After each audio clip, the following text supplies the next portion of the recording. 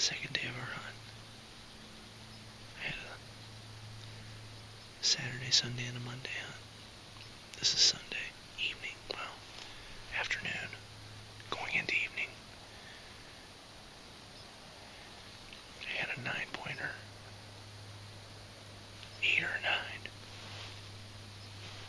and a spike, 2 ridges over, probably about noon to 3 o'clock, and nothing. So I figured, come in here at afternoon, 12 o'clock. This is a bedding area. I bounced 2 does coming in to get set up in my spot.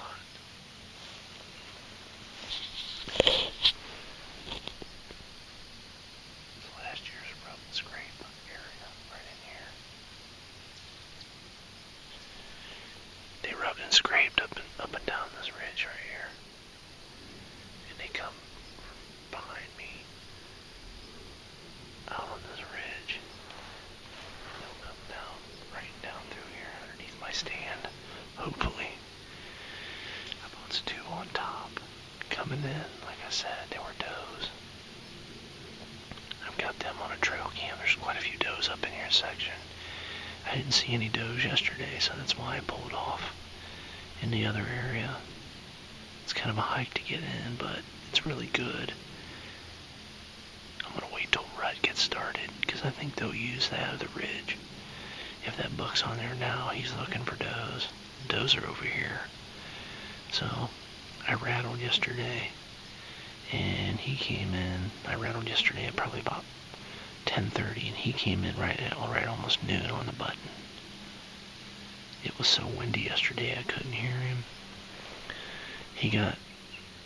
He come from my right hand shoulder at about a 45, and I had no shot once he was on me. He's a shooter, but I've seen bigger here. This is the bottom ridge right here. Can't tell, but if you go down all the way down to the bottom and back up to the top, we're about halfway, and then take that ridge out. That's where I seen that buck. I'm within 0.3 of a mile from spot to spot, and they really use this area back and forth. A lot of poplar trees in here to get your tree stand up in pretty high. I only like to get as high as the top of that ridge, so I have a 20-yard straight on shot. If they come out on that ridge, I got a 20, 25, no more than 30. I could bust a doe tonight before the rut gets in. I didn't scent dragon today. I was thinking about scent dragon, but I still think it's a little early. They're not in yet. They're still in pre-rut. Bucks are still running together a little bit. They're starting to break off. I'm going to rattle tonight.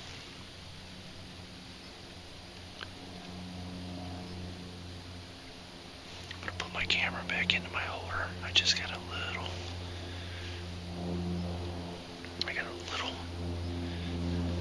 camera mount.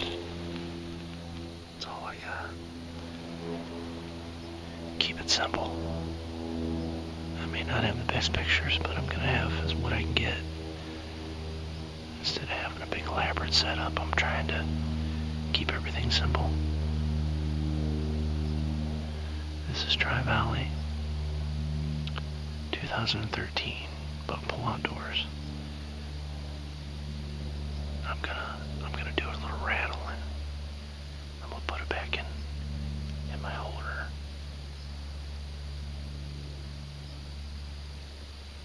So bear with me.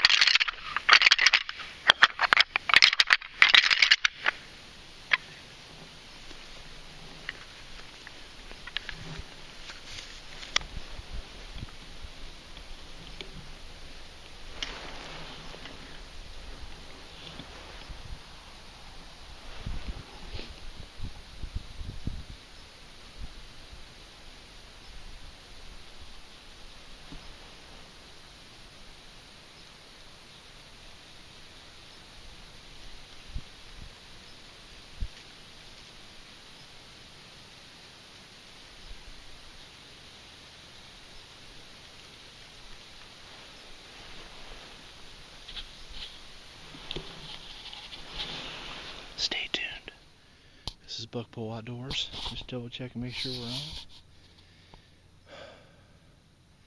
It's been pretty quiet today. I only had one button buck come down, and I had to drill him. I got a pretty good shot. It was a little far forward. I got on that leg was back, just like he's pretty much sitting right there. He stopped, started winding me, just raising his head in the thermal, I think, and I had to let him have it. I got a $15 tag to fill. He's got some nubs on him. I hated to take him, but yeah, well, pretty good. Went right through his leg, which is why it's busted. Busted my brand new kill zone cut on contact off in there somewhere. But boy, that's a wound. He went about 60, 70 yards, and that wasn't hit right, but he had a double lung. He wasn't going very far. He's a pretty good size adolescent deer, not too bad. Sort of like veal.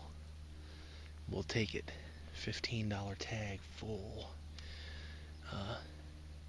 Buck Pole Outdoors on the board. I'm gonna get him cleaned up. I'm gonna get him gutted, and I'm gonna yank him out of here. It's about 5 o'clock, so I got about an hour. I need to get huffing. So Buck Pole Outdoors.